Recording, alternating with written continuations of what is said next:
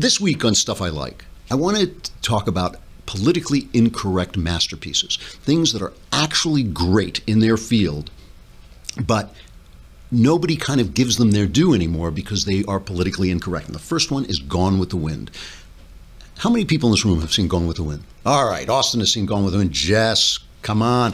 This is, there is no list of the 10 greatest films ever made that can't include Gone with the Wind. It is one of the greatest films, and it goes on forever. It's like 4 hours long, and I have seen it maybe 5 times, and every time, like The Godfather, you cannot stop watching it. It is about the Civil War. It's about, it basically romanticizes the South. The whole idea is it's a civilization that has gone with the wind, and it centers around Scarlett O'Hara, this kind of spoiled daughter of a plantation, and Rhett Butler, a kind of noble thief, I guess you would call him. He's a guy who lives on the edge, who basically is looking for the cause that will make him whole, and he falls in love with her, and she falls in love with him, and it's politically incorrect in every way. First of all, there's no question that it depicts slaves from the point of view of white people. There's good slaves and bad slaves, dumb slaves and lazy slaves, and good slaves, and powerful, intelligent slaves, but they're all depicted by white people. It has nothing to do with what it is actually like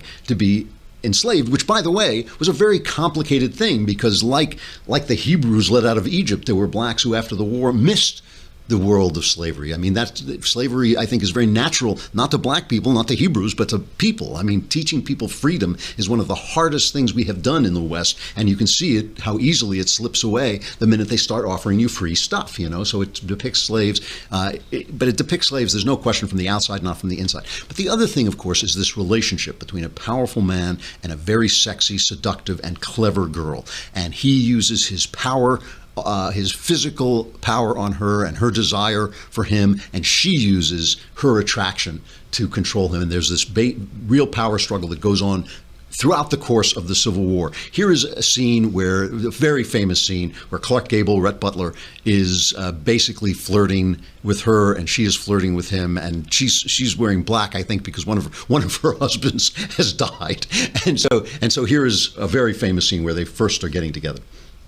But, Red, I really can't go on accepting these gifts, though you are awfully kind. I'm not kind. I'm just tempting you. I never give anything without expecting something in return. I always get paid. Well, if you think I'll marry you just pay for the bonnet, I won't. Don't flatter yourself. I'm not a marrying man.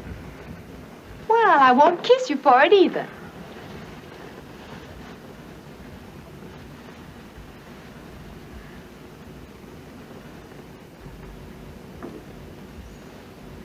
Open your eyes and look at me. No, I don't think I will kiss you. Although you need kissing badly. That's what's wrong with you. You should be kissed, and often, and by someone who knows how. Oh, and I suppose you think you're the proper person. I might be, if the right moment ever came. You're a conceited, black-hearted varmint, Red Butler. I don't know why I let you come and see me. I'll tell you why, Scarlett. Because I'm the only man over 16 and under 60 who's around to show you a good time. The complexity of this relationship, which goes on for 4 hours, is so intense. It includes scenes that would never, ever be written today, even in Game of Thrones, sexual interchanges between them, where sometimes one has the upper hand and sometimes the other has the upper hand, and where things are misunderstood and understood. It's just it's a beautiful, powerful film, and so incredibly entertaining. And when you watch it, and you should watch it, if you haven't seen Gone with the Wind, you should definitely watch Gone with the Wind, you will see that you feel uncomfortable confronting these things because the left has simplified everything to good and bad, left good, right bad, that simply has nothing to do with real life as it is lived. And they insist on it, and when we interrupt it, they go nuts. I'm Andrew Klavan. This is The Andrew Klavan Show. We will be back again tomorrow as the Klavanless week ends and drifts into just an evil memory, and our Klavanful week begins. I'll see you tomorrow.